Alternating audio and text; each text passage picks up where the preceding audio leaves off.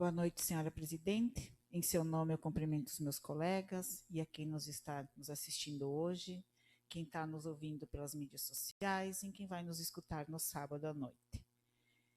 Primeiro, eu vou responder ao Gilmar, que foi até engraçado, Gilmar. Foi até o videozinho, era engraçado, né? Só que o que eu me questiono é a postura, né? A postura de um profissional que ocupa o cargo que ocupa, né? E nós nos preocupamos tantos, né, de ir com o caráter das crianças, né? Criança aprende com observando, né, e não com o que a gente fala, né? Então a gente tem que prestar atenção também em determinadas coisas, né? Quero falar também do projeto de castração, né? Viviane, quando você falava aqui, eu lembrava, e até nós comentamos na sala de reunião, de quando foi falado em castração no município de Caibi, né? Nossa, deu um alvoroço enorme, né? E hoje isso já está sendo efetivo no município, né? A gente já vem trabalhando com a chipagem, né? Até no momento que falaram disso, para mim era algo novo, então eu fui fazer pesquisa. Hoje o meu questionamento no início era o valor, né? Porque nas pesquisas que eu fiz era um valor de 90 a 250 reais por chip, né? Então é um custo altíssimo se a gente for pensar, né? Mas depois tirei as minhas dúvidas aqui e fui esclarecida de como seria pago esse valor, né? Até para a gente dar uma resposta para o povo, porque com certeza eles vão nos questionar e nós precisamos saber para dar um retorno bem específico, sem enganação, né? Então, obrigada e parabéns. Qual foi a minha, então, emenda nesse projeto? Porque, como eu falei, não é só castrar um animal, né? É uma vida. Então, eu coloquei que nós deveríamos fazer realização em campanhas educativas, tá? Acompanhamento das condições de saúde e de tratamento desses animais castrados, especialmente em situação de rua, né? O apoio e atuação de órgãos fiscalizadores em entidades de promoção e proteção animal, nós precisamos também, e a adoção de medidas administrativas de incentivo e guarda responsável. E quero também salientar de que eu aprendi a gostar muito de animais com a minha filha.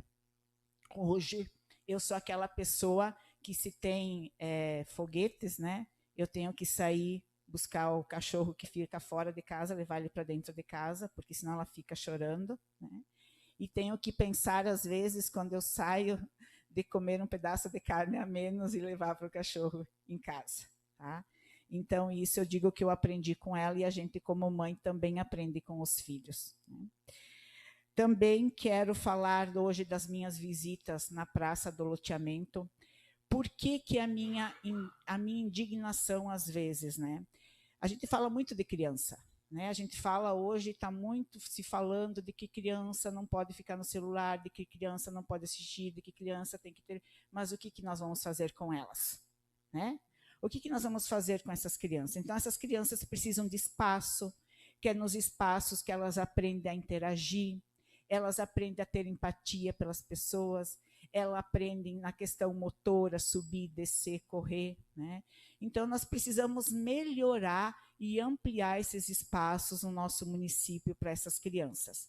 Nós não podemos só pensar de que criança é nas escolas ou em casa, né? Hoje nós precisamos pensar que elas também convivem num ciclo social e elas também precisam ter os seus momentos de lazer e ter espaços adequados de lazer. Então, hoje eu fui fazer visita no loteamento, sim. Se alguém quiser ver, eu tenho as fotos que estão anexadas na minha indicação. Eu fiz as fotos, porque até a minha ideia era apresentar em data show, porque fica muito mais fácil quando a gente mostra e quando a gente fala, tem como as pessoas entenderem o que você está falando, né? Quando a gente fala em iluminação, quando a gente fala em câmera de monitoramento, quando a gente fala na areia do parquinho, quando a gente fala na área de lazer, quando a gente mostra, é verdadeiro aquilo e tem como as pessoas que estão nos assistindo em casa também ver isso. Mas se alguém tiver interesse, eu tenho as fotos para anexar. Então, vamos falar da audiência pública também, né? Me chama a atenção, porque são números, e por mais que eu seja profissional da área da saúde, Eu gosto da saúde, mas eu adoro números também. Isso me instiga, né? E, realmente, se a gente for avaliar, no ano de 2017 a 2020, isso é por informação da população que vai nos ouvir no sábado, né? Então, de 2017 a 2020, nós tivemos no mandato a arrecadação de 85.375.173 reais. Esse valor, nós não podemos esquecer que são os valores que a produção é da população. Nós não podemos esquecer isso. Que esse valor vem do quê? Vem das indústrias, que geram imposto, que o imposto vem para o município. Vem das empresas, que geram impostos em cima das notas que eles produzem, que vem para o município. Esse valor dos 85 mil de 2017 a 2020 é desse valor. Não tem emenda parlamentar, não tem valor adicionado por deputado nenhum. É valor vindo do trabalho dos munícipes de Caibi, da população.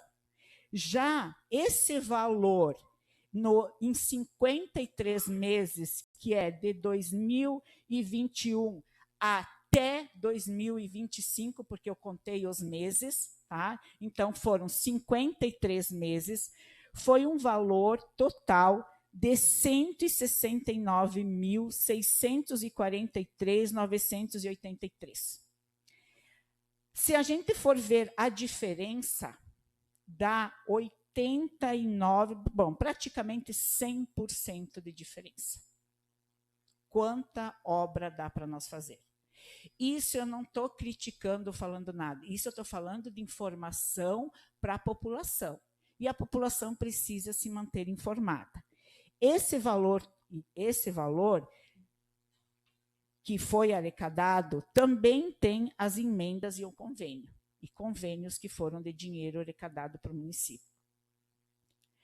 Quanta obra, quanta coisa dá para fazer.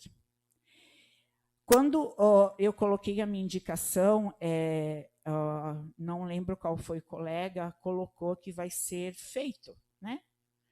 Mas aí a população, até isso ser feito, vai ficar esperando? A rodoviária foi tirada, nós estamos hoje, desde março, sem rodoviária. Eu fui questionar e a informação foi de que vai ser feito. Quando? Até quando?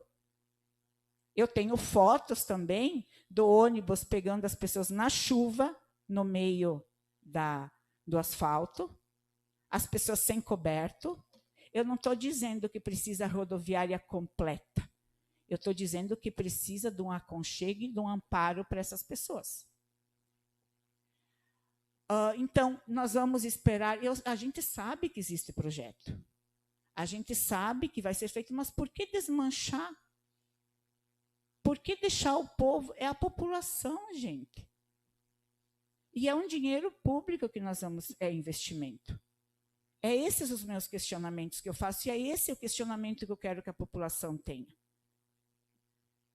Nós vamos ficar sem coberto, vai ser feito, o vereador, se eu não me engano, foi o vereador Davi que colocou, vai ser feito o quebra-mola, vai ser feito, daí vai ficar lá. Vai ser feita a obra, vai ser feito o asfalto em frente ao hospital. Vocês já viram o asfalto em frente ao hospital, que foi uma indicação que eu fiz, se eu não me engano, lá em março? Vai ser feito? Até lá, quantos pacientes chegaram de ambulância lá e caíram eu acredito que caíram até da maca, porque o buraco que tem lá é impossível. Ou o motorista é muito bom. Vai ser feito, vai ser feito. Eu sei que vai ser feito. Quando? Né? Então, aí começa e termina uma obra. É só isso. Começa, termina, né? A população faz uso disso e está tudo bem.